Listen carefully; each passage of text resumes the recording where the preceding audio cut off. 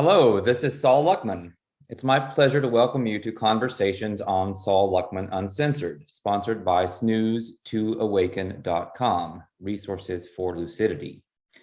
For more information about my work, including a lot of fantastic free content, check out crowrising.com. I'm also now on Telegram, where I'm sharing daily truth bombs at t.me/Saul Luckman. Today, for the first time, I have the great honor of interviewing my longtime friend and colleague, author Brendan Murphy, whose freedom-inspiring and thought-provoking work you should definitely check out at brendandmurphy.com. A self-described truth addict, Brendan is the co-founder of the Truth, Trooth, social network, as well as the host of the Truthiverse podcast.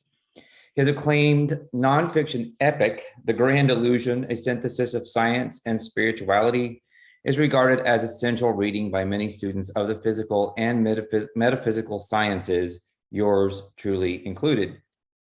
In addition to collaborating on a pandemic spoof video that YouTube actually banned, titled How the Deep State Stole Christmas with Brendan, I've had the great pleasure of publishing a number of his brilliant articles on my blog. Some of the juicier titles, to which I'll provide links in the show notes, include 5 historical vaccine scandals suppressed by the establishment, cognitive dissonance, conditioning, and reality creation, killing ourselves to flatten the COVID curve, why scientific peer review is a sham, especially in medicine, why you should not trust medical experts, a bridge to the mystical, the entanglement of physics and mysticism, 432 DNA tuning and the Naziization of music, and finally, junk DNA, doorway to transformation. Thanks for joining me today, Brendan. In the aftermath of your daring escape from Australia, a subject I very much want to discuss, how the hell are you? Oh, well, I'm pretty good. I'm pretty good, man. Thank you for having me on. It's it's been a long time coming, and it's good to make it happen. All right, yeah. I mean, you took the leap into the podcastiverse before I did, and you've been doing very well. And I thought, heck, if Brendan can do it, maybe I can do it half as good. So here we are. So where are you exactly? I mean, if that's not like confidential information, and you're not being hunted down by Australian authorities. Not that I'm aware of. We're in the state of Jalisco in Mexico these days. I know it well. Are you anywhere near the beach, or are you back towards the interior? We're not coastal. No, we're more inland. So how did you get there? Because, one day you were in Australia and the next you weren't. There they are. It's the authorities. They're coming after you. It's a knock at the door. Excuse me. Yeah, well, how did we get here?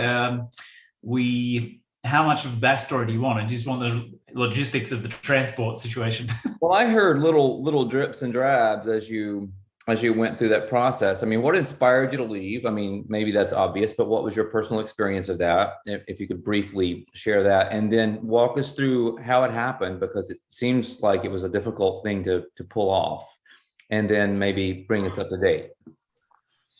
Yeah, so basically, fair enough. We were, I don't know, somewhere in 2021, I think, maybe 2020. And, we were just sort of, I never really felt like the area we were living in was sort of, going to be our forever kind of place. But we were looking around at the landscape, and I just sort of said to Amy one day, if this insanity is going to carry on for too much longer, I don't know if I'm down for hanging around for it.